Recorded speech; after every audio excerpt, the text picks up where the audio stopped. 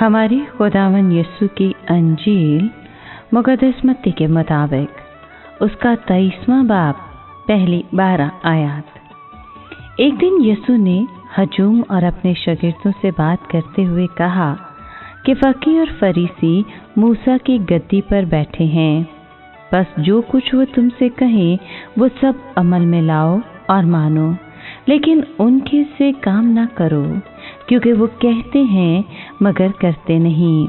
वो ऐसे भारी बोझ जो उठाए नहीं जाते बांधते और लोगों के कंधों पर रखते हैं, लेकिन आप उन्हें अपनी उंगली से भी हिलाना नहीं चाहते। वो अपने सब काम लोगों को दिखाने के वास्ते करते हैं, क्योंकि वो अपने तावीज़ चौड़े और अपने फुंदने बड़े बनाते हैं।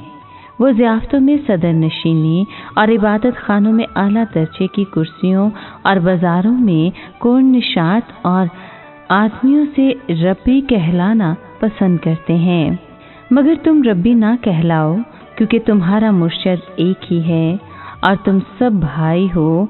और ज़मीन पर किसी को अपना बाप ना कहो, क्योंकि तुम्हारा बाप एक ही जो आसमान पर है। और ना तुम मुर्शद कहो, क्योंकि तुम्हारा मुर्शद एक ही है, यानी अल मसीह जो तुम में बड़ा है वो तुम्हारा खादिम हो। और जो कोई अपने आप को बड़ा बनाएगा वो छोटा किया जाएगा, और जो कोई अपने आप को छोटा बनाएगा वो बड़ा किया जाएगा। पाक कलाम के पढ़े और सुने जाने पर खुदावंद की बरकत हो, खुदा का शुक्र हो। अजीज दोस्तों, इस बात में यीशु की तंबीह और मलामत अपने अरूज पर है। यहाँ वो दिखावे और रियाकारी की मजम्मत करता है। हमारे खुदावन ने हमेशा ही रियाकारी की पुरजोर मजम्मत की है।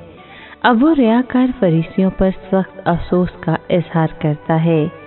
इससे पहले मसीह के मुंह से कभी ऐसे सख्त मलामत के अल्फाज नहीं निकले थे। फकीह और फरीसी यहूदियों के तस्लीम शुदा कौमी पेशवा थे, और इन मायनों में वो मूसा के जानशीन या उसका इख्तियार रखते थे।